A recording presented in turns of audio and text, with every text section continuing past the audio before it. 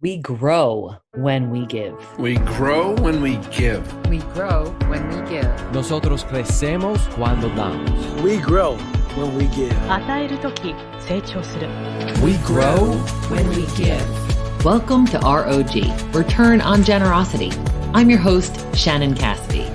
This podcast celebrates generosity at work, not financial giving valuable time, mutual respect, alternative perspectives, and genuine collaboration.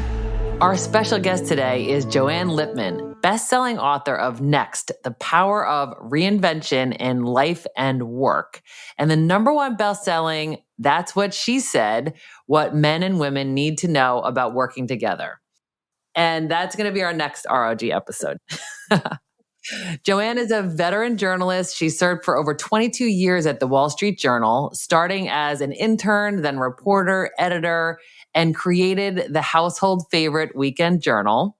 The New York Times described her role at the Journal as the innovator-in-chief.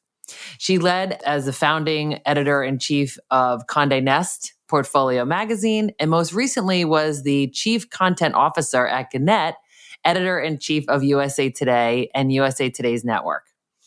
Those organizations earned 6 Pulitzer Prizes during Joanne's tenure. She's also an on-air CNBC contributor and a Yale University journalist lecturer and a host of other things. Side note, USA Today was my first on my career journey, so we have that in common. Currently, Joanne is a member of the Council on Foreign Relations. She and her husband live in New York City and are parents of 2 adult children. What I appreciate most about you, Joanne, is your encouragement. You share wisdom and practical, actionable advice in ways that are really helpful and generous. Thank you so much for being a guest on ROG. Thank you, Shannon. It's so good to be with you. Thank you. It's great to be with you too. I've had the opportunity to meet you several times. You were a speaker at the WIC Network annual leadership conference 2 years in a row, which has been great. And just your message is so resonant and timely. I think it's a really important message for us to learn about. And of course, there will be links in the show notes so everybody can learn more about you and get access to your book. So I'm curious to learn about the reason why you wrote the book, Next, The Power of Reinvention in Work and Life. Yeah, thanks. So for those who haven't yet read it, and I hope you all have a chance to read it, what Next is a deeply reported guide to navigating change in how we live, how we work, how we lead.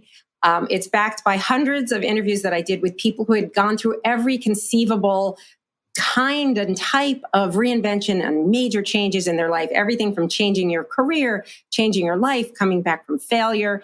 And then I backed that up with the latest research coming out of academia, coming from scientific labs. And in addition to that, what I did is I put it together and looked at sort of the commonalities and out of that came up with what I call the reinvention roadmap, which is 4 steps that everyone goes through when they're going through any significant change. And I end the book with a dozen strategies because to your point, it's so important to not just understand the mechanism of change, but also to figure out how can I be best equipped to go through whatever it is that is going on in my life right now, and how do I go through that, and what are some strategies that can help? So how did writing this book utilize some of your strengths, Joanne? Because this sounds like a daunting task, right? You have these hundreds of interviews, all this data. You're a journalist, so you know how to tell a story. I mean, what strengths of yours were utilized in the creation of this work? Well, this went straight to the heart of both my professional strengths, but also my own personal experience, right? If you think about that. So professionally, as a journalist, I love nothing more. I am such a nerd. I love nothing more, first of all, in immersing myself in all the data and the research, and then in going out and talking to people and hearing their stories. I have always been an endlessly curious person, and I love to hear everybody's stories. And so that part was just pure joy. It was really fun for me. It was also my pandemic project when during the pandemic, this was the genesis of Next, is, if you recall, as we all do, in March of 2020, and the world shut down. And all of us were essentially, anyone who had any sort of ability to work remotely went remote, as did I and my entire family.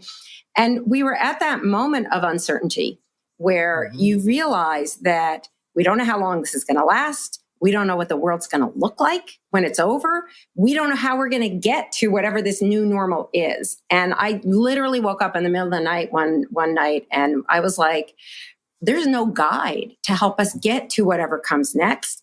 I want to write that. And so I really immersed myself in the reporting and in, all of the interviewing. But at the same time, as I said, it's also informed by my own personal journey. I'm a longtime journalist. I've gone through, as all of us do, like a lot of really significant changes in my life, both professionally. Professionally, I started out in the analog age. So I was responsible as an editor-in-chief for pulling mainstream legacy media companies into the digital age, but also personally, 9/11, I was in the World Trade Center experiencing things that no person should ever have to see. I was one of the lucky ones. I got out, I'm here.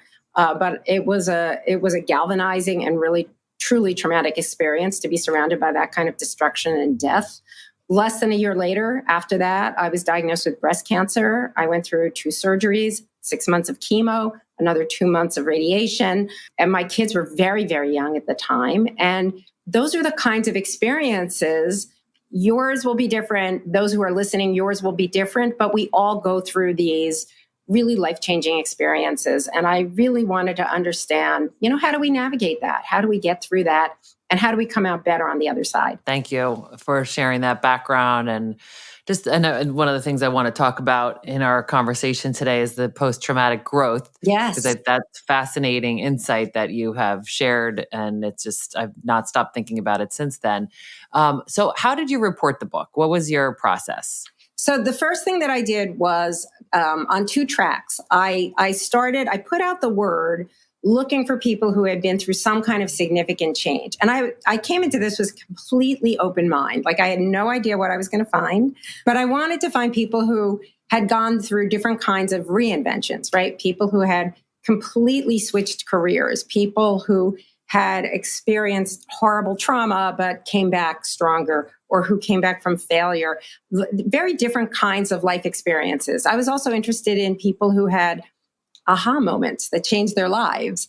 So it was a very broad spectrum. So I started out by just looking at different kinds of stories. And I reached out to a wide circle of people. I used social media.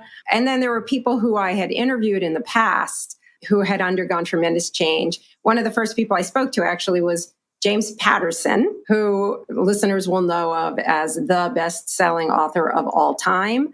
Along Came a Spider and all those other hundreds of best-selling books.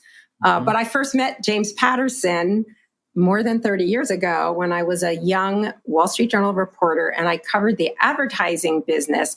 And he was the ad guy who wrote the Burger King copy. That's what James Patterson started out as. And he was a struggling writer. And back then, when I went to go interview him, I remember this so vividly. I went to go interview him about the Burger King account. And instead of talking about the Burger King account, he said to me, what I really want to be is a novelist. And I remember thinking to myself at that time, like, yeah, sure. Like you and everybody else wants to be a novelist. Sure. But he gave me at that moment, he said, no, I got a book published. And he hands me this hardcover, which I tucked away in my bag and kind of forgot about it. A few weeks later, I take this book out and read it. And I don't remember all of the details, but I recently went back and dug up the reviews of that book that he gave me back then. And the Kirkus review, the first 2 words were abysmally dumb. The last 2 words of that review were deserves drowning. I mean, it was just the most atrocious review. But instead of being discouraged, he used that as fuel. And I went back to him now 30 years later and said, walk me through. How did you go from that disastrous beginning to the most successful person you are now and completely changing your career? And he did walk me through what he went through. And it was not a straight line, which was one of the mottos of Next, is it's not a straight line. There's a lot of struggling that goes on in between. But he was so gracious. It was during the shutdown where I got back in touch with him. And he's like, I got nothing else to do. There's a wonderful woman in the book named Marla Ginsburg, who listeners may know if you ever tune into Home Shopping Network. She is the biggest star on Home Shopping Network. She has a design label called Marla Win Layers. But she had been a fired television executive who didn't know how to sew and was able to completely reinvent her life. But I found her because simply I had put a post on Facebook, and one of my Facebook friends said, "Oh my gosh, you need to know this woman, Marla." And she did an introduction. So it was really interesting how the people I came across came through so many different channels. It was really, really fun. What was Marla's reinvention story? Marla had an amazing story. She was a very successful TV executive and like a production person. She had a big house and the nanny and the pool, the whole works. And she lost her job very suddenly. And then there was a writer's strike. And so there was no way to get a new job. At this point, she was over 50 years old. She lost her house. I mean, the first thing she did was, she fired the nanny and closed the pool and gave back the leased car, all of those things. Ultimately, she lost her house. She doesn't know anything about sewing or anything, but she said she goes to Sears. She says, first time I ever went to Sears, she says, she buys a sewing machine. She Googles, how do I use a sewing machine? And she starts out in her garage, like making designs and showing them to her friends who don't know yet that she is basically, lost all her money and everything. She moves to Canada, which is cheaper, to try and get her design business going. She reached out to what I call weekend dormant guys, people who she sort of knew tangentially, and was able to kind of start her business. But then her son is diagnosed with cancer, which was horrendous, her teenage son. He's being treated in Amsterdam where her ex-husband lives. So she goes to Amsterdam. I mean, she had this horrendous period of struggle. But what's so interesting is she said when she went to Amsterdam and had to leave everything behind and was so focused on her son and her whole life was only focused on him, she had a creative blossoming, as she says, and really came up with the ideas that became this hugely successful clothing line, which, by the way, the research tells you is actually, there's been a lot of research that's been done on if the one of the best ways to make a change in your life is to actually make a change in your locality. You don't have to move to Amsterdam, but it's traveling, it's getting away, it's taking a break from your normal life. And they do find that if you move to a new location, that you think differently and that you have different ideas and that there very often is a blossoming of creativity, which I found really interesting. Is there a period of time that you need to be away? Well, I have a chapter in Next, and it's basically the subtext of it is "You deserve a break today," borrowing from me. Yes, I love that chapter. It's so good. It's so good because the culture that we live in is so much about head down, focus, focus, focus. If you have a problem, you just have to keep going. That is our culture. I am guilty of that. I bet a lot of people who are listening are guilty of that. But all of the research shows that the best way to be creative, to have a breakthrough aha moment, is to take a break. Mm-hmm. And this could be a break that is, you need to take breaks during the day. You need to take your vacations. There's research that shows people who take their vacations are promoted more quickly than those who leave their vacation days on the table. So everybody take your vacation days. Mm-hmm. But you need to take your weekends. What the research shows us is that when you're completely focused all the time on a project, you get stuck and then your wheels start spinning. And it's only when you take a break. This is why we have aha moments. When you take a break and you turn off what's called the executive function of your brain, which corrals all of our thoughts and keeps us focused, when you turn that off, all of these sort of disparate thoughts that are swirling around in your brain can come together in very unique ways. And they emerge as aha moments. And what's really cool about that is why your aha moments never come when you're focusing. They come when you're sleeping, exercising, cleaning your house, doing anything but work. That's where you get your aha moments. And also your aha moments, a key attribute of aha moments is that they feel right. they feel correct and they feel new. And that's generally because they're not, it feels like it's been like handed to you. Some people say it's like a religious experience. It's been handed to you. But in fact, it comes out of your own head. And that's why it feels right and it feels good and it feels original, because your brain, while you're not thinking about it consciously, has put together all this knowledge and expertise and ideas that you have that are floating around in separate parts of your brain, and they put it together in a really novel way. That was such an empowering chapter to read. It's chapter 7. It's called Stop What You're Doing. You deserve a break today. Such a good one. I love your productivity hack too, which I want you to share with our listeners. But it was that aha, reading your words was around, like, you have this wisdom. You have all of these little elements, all these data points, and that by taking a break, by stepping away, you get to, not consciously, but those start to connect themselves. So something I'm sending to you, Joanne, and I know for a lot of people, you're just listening to this, is something that I created a long time ago called Empower in the Shower. And it's yes. thought-provoking questions, and then this like waterproof pad, and then of course this little ducky, just because it's cute.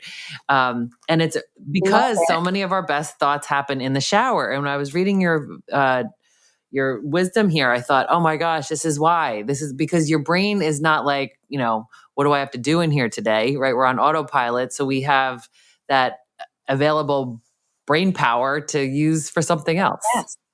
So true. So true. Aaron Sorkin, the great screenwriter, has said he takes 7 showers a day sometimes, because when he's got writer's block, when he's writing his screenplays, the best thing he can do is just like, relax, take a shower. Yeah. Could you share your productivity hack just while we're on this topic? I would love to. Okay. So my productivity hack, which, by the way, I have to give credit to the person who shared it with me, is a guy named Tony Schwartz. Oh, yes, of course. Yeah, Tony used to be a journalist. He actually co-authored Trump's The Art of the Deal, later became a big Trump critic. Right. He's the Power of Full Engagement, the Human Performance Institute, right? He's phenomenal. Exactly. So Tony, I ran into when I was working on my first book. This next is my third book. When I was working on my first book, I was experiencing this terrible, terrible writer's block.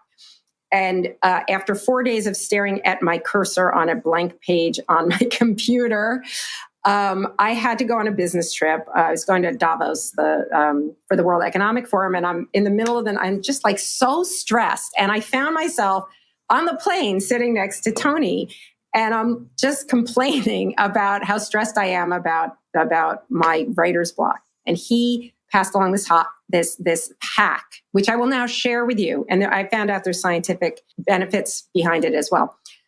So this hack is, when you are struggling with anything, focused on anything, you focus 100% on it for 90 minutes. It's called the 90-minute rule. For 90 minutes, turn off your phone, turn off all your alerts. You can do nothing but focus on whatever this work product is. But at the end of 90 minutes, you must stop. It is a hard stop. And then you have to take a break. And you can do anything you want during the break. You can shower, you can eat, you can exercise, whatever, it doesn't matter. Then you come back and do it again, 90 minutes. And then you take a break again. You will find, first of all, you cannot do this for more than 3 times, 3 90-minute periods, total of 4.5 hours. And you will find that it is far more productive than if you had sat there for 12 hours. It is so much more productive. And the reason is, when you do your 90 minutes with a hard stop, that artificial deadline just makes you, like, for example, if you're writing a memo, right? It just makes you get something down on paper by the deadline. And then when you step away, that'll gives you the perspective. So when you come back again, you're like, oh, okay, I can see this with fresh eyes. It turns out that there's actually scientific backing for this. So a lot of people are familiar with that 10,000 hours to become an expert, which was Malcolm Gladwell popularized that. But the actual research that 10,000 hours came from, it was a psychologist named Kay Anders Erickson. Erickson's actual research was done on expert violinists. And there were 3 elements that at 10,000 hours was only one of 3 elements that you needed to truly become the expert. The second was that when they practice very deliberately, like the focus that I'm talking about. And the third is they took breaks. after 90 minutes. These expert violinists only practiced 4.5 hours a day, not 8 hours a day. And they would do it in 90-minute chunks and then take a break. So all of those elements, 3 elements together, it's not just 10,000 hours in a row. Really important to take your breaks and to focus. Thank you for sharing that. And as a viola player, were you like, I wish I knew this? Yes. Right? When you're an expert in something, aren't you like, oh, this would have been... Yeah, absolutely. It would have been. I used to do 3 hours in a row. I'm like, that was dumb. Like I would have been a much better player if I broke it up. Even better, right? Yeah. You can't even imagine. But I really want my kids in particular to listen to this episode and for you to share this hack, because it's just so important. Because I think when you care about something, for somehow we have this belief that if we just lock in and we just stay focused and we, it's the tenacity of just sticking with it. And that's just not true. It's not how we're wired. The science backs it up. You've backed it up. You're living proof. It got you unlocked to get that writer block going again. And we've all benefited from that. And it is a great one to share with your kids. It really is. I shared it immediately with my kids and to tell them, like, wait, if you're writing a term paper or whatever, like, this is the way to do it. You're studying for a test. Yes. Yep, this is the way to go. And have they taken your advice? Have they sporadically? Okay. I think that's the best I can do. As with anything. Right? Every once in a while. Yeah, I'll take it. Yeah. Yeah. Sometimes we just want to keep doing it the hard way. So in this current book, which I just love, and I want everybody to get the title next, The Power of Reinvention in Work and Life and Work. I like how you put life first. Yep. I think that you did that intentionally knowing you. Right? Yep. Okay. So in this book, you talk about these stages of reinvention: search, struggle, stop, solution. Would love for you to walk us through that. Sure. I call that the reinvention roadmap, the 4 steps: search, struggle, stop, solution. So the search is the first step. And that is when you are collecting information and experiences that are ultimately going to lead to a transition of some sort, a change of some sort. And whether it's changing careers, changing your life. The cool thing about step 1, the search, is that it's very often unintentional. So you have no idea that this random hobby or random interest that you have is ultimately going to change your life. The second step is the struggle. Okay, so the struggle, this is the one we don't like to talk about, but everybody goes through it. The struggle is when you start to disconnect from your previous life. You haven't quite figured out where you're going to end up. And it's very uncomfortable. And it really feels like you're maybe standing still, you're stuck, right? It's a very uncomfortable feeling, which is why we don't like to talk about it. And we don't often like to admit that we're going through it, but everybody does. And in fact, my research shows that struggle part is actually the most important part of the process. And that even though it feels like you're stuck, you're actually subconsciously, there's a lot of important work going on underneath the surface that will propel you forward. You just don't feel it yet. And that stage doesn't end very often until you reach this third stage, the stop. So the stop is what pulls you out of your routine. It's something that stops you in your tracks, literally. And it could be something like what we were just talking about, like just stepping away, taking a vacation or taking a shower. But very frequently, it is something that you choose. It could be, I quit my job, I get married, I'm having a baby, I'm moving, right? It could also be something imposed on you. I spoke to several people for my book Next who had like a serious illness that was diagnosed, like a cancer diagnosis. It stops you in your tracks, but what it does is that is what you need to pull you out of your daily routine, to synthesize everything you've just gone through and to figure out, like, to get new perspective. And that new perspective that's what takes you to that 4th step, the solution. That 4th step, the solution, is where whatever it is that you're pivoting to. And I found that pretty much everyone will go through those steps probably more than once in your life. Sometimes you do, 1 step forward and then you got to go backwards a step. But generally, those are the stages that you will hit to go through the transition. That I just want to emphasize, though, that middle part, that is the part that is so important. And I want to emphasize that because I hear this from readers every single day. I'm hearing from people who say, oh my God, I was struggling. I am struggling and I feel so alone. And I thought it was just me. I felt like there's something wrong with me. And thank you, because now I realize it's actually, there's nothing wrong with me, that this is part of the process. And I really want those who read next, I want to be able to normalize that process so that we don't feel so hopeless. So we understand we're not alone and there's nothing wrong with us if we're feeling that way. That is so compassionate and helpful and just really meaningful to read this from an expert like you who has done all this research. And even in your own life experience, you shared a highlight reel of that at the opening of our conversation. For you to give them a place to be seen, understood, and it's almost like good news, right? Yeah. Like, yay, you're stuck. That's great, because that means you're in the middle. Just keep going. Keep going. Keep going. Is that what you would recommend for people, Joanne? Like when they are feeling that way, what is your encouragement to people who are catching your book or speaking to you in the midst of that struggle? So I have, like I said, I have a toolkit of a dozen strategies in the back, and there are several that are really specific to when you're in that period of struggle, which we can talk about. But one of my favorites is to find what I call an expert companion. So expert companion, this is a term that was actually coined by psychologists who work with trauma survivors.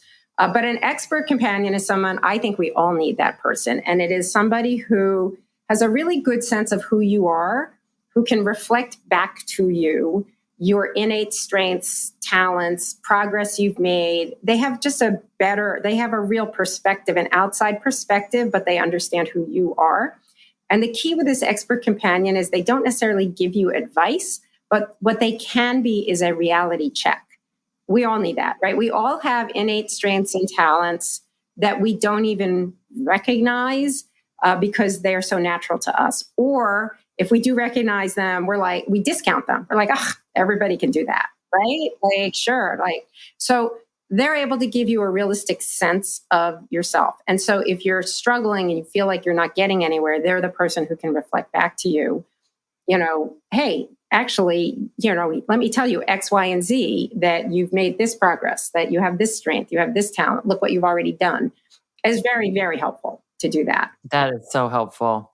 And on that what I mentioned earlier about the post-traumatic growth, could you share us a little bit about what you learned there about growth after trauma? Absolutely. This was so eye-opening. So we're all familiar with post-traumatic stress, which probably many of us are experiencing in the wake of COVID, honestly. But psychologists very recently, just recent years, have found that people who do go through extreme trauma, a huge proportion of them have what is called post-traumatic growth as well. So post-traumatic growth is where you come from a trauma, you make something positive, not that the trauma was positive, but that you find a positive direction.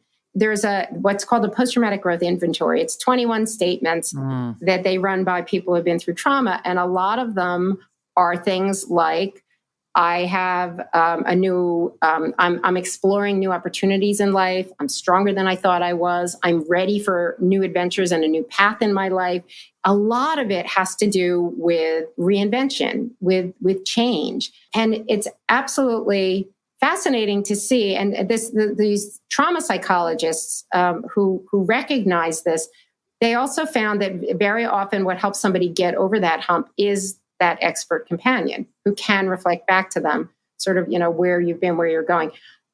What's really interesting, one of my prime examples of post-traumatic growth, and I obviously reported this before the recent war with the Israel-Gaza war, but there's an Israeli woman who was more than a decade ago was the victim of a terror attack by some Hamas militants and almost died. It was a machete attack. She was left for dead on a hiking trail, and she barely survived. It took years for her physical wounds to heal. She obviously has post-traumatic stress. But what she did, instead of just turning her life into revenge against these Palestinian men, what she did is she created a nonprofit to help Palestinian children And it's just remarkable. Like she just wanted to pay it forward and say, these men who were her attackers were murderers. And but she said, but there's these children. These are innocent children. And like, let's give them an opportunity. And so she created this nonprofit with a Palestinian friend. And so it's just remarkable to me that you can turn such an awful tragedy into something so positive. And we see that in so many ways. I mean, it's part of what you see with, people who have been through an illness or family members been through an illness who then want to go and become, volunteer and to help raise money or to start a nonprofit for it. But I think all of us have had some sort of traumas that we can then, look to what can we do? What can we do to make a positive difference afterward? And how might we change our lives afterward? Yeah. What an incredible story of generosity and that thoughtfulness, like to be able to scale out and think, okay, how is that relatable? How might this be useful to someone else? What else does this help me understand? And then even looking at your own resourcefulness, right, in terms of like the role that you could play in some kind of growth in that area, being the change that you want to see. It was so powerful also because, as the psychologists will say, like there's nothing good about the trauma. This is not to say anything good about the trauma. Like we don't want that to happen. But what's amazing is the resilience of people. And actually they say it's not even resilience, because resilience is like a rubber band. You snap back to where you were. And what they say is you can't snap back to where you were. But what you can do is push forward, right? You can go forward. And that's the key to post-traumatic growth is you're moving forward, right? And I just think it's an absolutely beautiful sentiment, but also, again, it's research-backed, it's scientifically backed. And what these researchers have been working on are like, what can we do to encourage post-traumatic growth for people who have survived these traumas? What a great perspective to have and a way to think about pain in a different way. You've interviewed so many people. You're a research-minded person. You look for like themes or patterns. So what patterns have you recognized in, if we could just use the word generosity, right? The willingness and interest in being a positive force for good, helping others. I mean, what patterns have you recognized about people who you would describe as generous? I would actually speak to the people who have made sort of major changes across the board. What I noticed with people who were able, because this is probably the number one question that I get when I'm out and doing talks is, like, how do I start? Like, what separates those who are able to make that big change in their life from those of us who feel like we're stuck and we're not getting anywhere, we're afraid, right? And obviously, a big piece of this is fear of change. And that's why I wrote the book, to give you all the steps you need to kind of jumpstart that. But what I found, there is a quality that I found that is really lends itself for people who go through any kind of the changes that we talked about. And that is an openness to following a different direction, which is really interesting, right? So there's an openness that they have. There was an openness to, okay, I thought my goal was A, but maybe it should actually be B or Z. There was a really interesting piece of research. I have a chapter on gut feeling and should you follow your gut feeling. The short answer is yes, in most cases, not in every case though.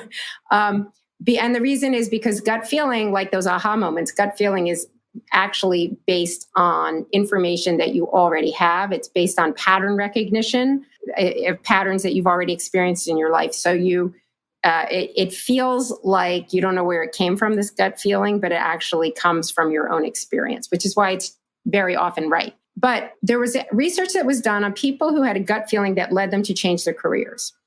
And they were looking for commonalities. And that was the single most common element among all of these people, was they said they were open to change. They were open to listening to their gut. Very often you have that gut, you have that aha moment, and you're like, yeah, that can't be right. And you want to push it away. These are people who said, I was open to it. I wanted to listen to it. And I was open to following that new path. That was really eye-opening for me because it made me realize that I am one of those people who is sometimes like so focused in a lane, right? Like so many of us are, like there's the gold star that I'm going for, and here's the lane to get there. And it made me realize that very often it's super important to stop thinking about the lane, to take away, those blinders and just be open to sort of swerving in a different direction that could end up being more fulfilling. That is so powerful and encouraging. It's encouraging for people to think, okay, this isn't where it stops. This is actually where it starts, right? You're listening to yourself. You're blossoming from that. And I think your book goes through a variety of different examples. Like you have range, Joanne, range, right? With these examples of really like the process that you have outlined for us. Like that's the searching, the struggling, stop, and then coming up with the solution. Would love for you to just give us the highlights of the Plato story, chapter 9, the lessons from Plato. That's just remarkable. I love this one too, because this reinvention roadmap that we're talking about, search, struggle, stop, solution, it also goes for corporate reinvention. And so the story of Plato is that Plato actually started out as a household cleaner. It was called Coutal wallpaper dough, and it was used back in the 30s and 40s and 50s by, it was used to clean, it was like a putty that came in a can. And this is back in the days when everybody had coal stoves, so there was a lot of soot, and they had wallpaper that was literally made out of paper. So you couldn't scrub it because it would scrub off. So wallpaper dough was invented, so you roll it along your wallpaper to get rid of the coal soot. And of course, in the 50s, what happened? Coal stoves went out of fashion and everybody started getting gas and electric, and they didn't need Coutal wallpaper dough. And it was the primary product of a family-owned company. And this company was going to go bankrupt. And the beauty of this is, so the guy who owns the company is desperate. He literally is like, I'm going to mortgage my house. I'm going to have to shut down the business. I got to fire all my relatives who all work for the business. And he's desperate, and he gets a phone call from his sister-in-law who lives in New Jersey. And the sister-in-law is a nursery school teacher. And she says, I've got the solution for you. She said, it turns out you can take your wallpaper dough and make little figures out of it and bake them. And it's like modeling clay. You should turn this into modeling clay. And literally, he sat at his kitchen table, this guy, he hired a chemist who came in. All they had to do was they took out the cleaning product, the soap from Coutal wallpaper dough, and they added the scent that we still know today. That scent, we all know the Plato's smell. They added that in. And at first they didn't have any colors at the beginning, but basically it was the same factory. It was the same can. He just put a different label on it. The sister-in-law and her husband, who was a doctor in New Jersey, came up with the name Plato. In fact, the guy who owned the company, he was going to call it something really dorky about like something, rainbow modeling clay. It was some long dorky name. And the doctor, the brother-in-law, who's still alive, he's almost 100 years old. I interviewed him. You did? You interviewed him? He was amazing, as sharp as could be. And he's the one who told me this story. The guy's almost 100 years old. He's so awesome. But he said he's the one who actually came up with the name Plato. And they called the brother-in-law and they said, we have a better name for you. And the doctor said to me, he said, I've written a lot of words in my day, but only 2 of them became famous. I love that. And even in the book, you have a visual of like the search was the Coutal, the struggle was that being extinct, that was no longer needed. Then the stop was the sister-in-law, right? And then the solution is this new product, Plato. And by the way, the sister-in-law also played the role of expert companion, right? She's the person who knew the product and knew the company and knew the head of the company, but also had an outsider perspective to say, hey, you never thought about this, but let me tell you, like, here's something you can do with this product, right? What a brilliant story. And then there's a segue to Viagra in that chapter, and we're just going to leave it there and let our listeners go and find that little gem for themselves. Yes. So recap, some takeaway tips that I heard from what you shared. There's a ton here. One is just buy this book and read the stories and then all of the tools in the back. One that you talked about, I said, use rejection as fuel. Like in your earlier stories and when you were just sharing about James Patterson, being rejected, and just to think, how might that be the catalyst that we need just to keep going? Change your location, change your life, and just put yourself in a new space, let yourself think. Yes. Take a break. Big one. It's a big one. Take a break, use the 90-minute rule. And then using your steps here. So number one is search, collect information. I think that requires curiosity. 2, struggle. It's part of the human condition, but be curious about it, right? I think to approach your struggle with curiosity, talk about it too. I think you encourage us to talk about it. And then the 3rd step being stop. So pulling yourself out of your routine, just, full stop. And then the solution is where are you pivoting to? That curiosity of where might this lead me? And then the last part you just shared about the openness to follow a different direction. That was the theme of all the people that you spoke to. Anything else you would add to that, Joanne? Yeah, I would add 2 really quick things. One is when you do have a goal, share your goal. A lot of research on this. If you write it down, you're more likely to do it, but you're even more likely to achieve it if you share your goal and your progress with somebody else. And somewhat related, but also hugely important, is reach out to your weak and dormant ties. So weak ties, people you don't know that well. Dormant ties, people you've lost touch with.